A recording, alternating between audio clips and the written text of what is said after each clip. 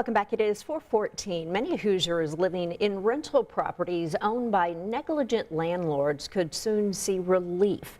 State lawmakers in the House have now passed a bill to hold those landlords more accountable. And now that bill is moving on to the Senate. Our Karen Campbell has been sharing stories from Hoosiers in Marion County who said that this could provide them more protection. It doesn't feel like tenants have a lot of power. Dominica Hudson used to live in the troubled Irvington Arms apartments. She shared these photos of the horrid living conditions with 13 News in October. After I started speaking out and people in the community in Irvington, that's when we woke up to the 10-day eviction notice. The owners have since sold the building and tenants have all been forced to move out.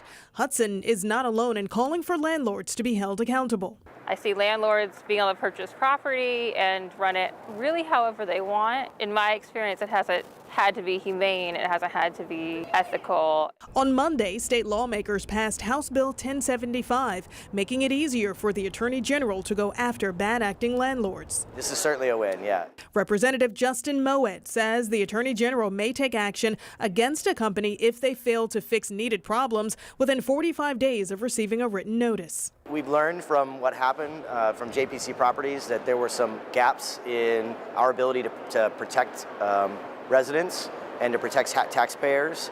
And so we're trying to close those loopholes and make sure that when there's a bad actor in the future, we've got more tools to go after them early.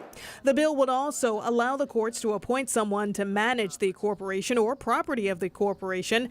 When an owner isn't paying the bills, it could go into foreclosure or, like what happened with JPC Properties, a water shutoff. The Attorney General can intervene early and try to ask a judge to make sure that we set aside funds to pay the bills, to make sure that people's home is preserved and that they're not put out on the street.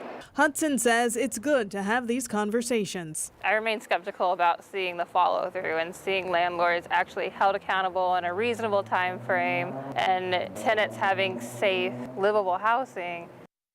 Elwood says that the Senate could soon come out with language regarding just how water, gas, and electric companies can get funds directly from tenants to make sure that their utilities stay on. That's so we don't see a repeat of what happened with JPC Properties.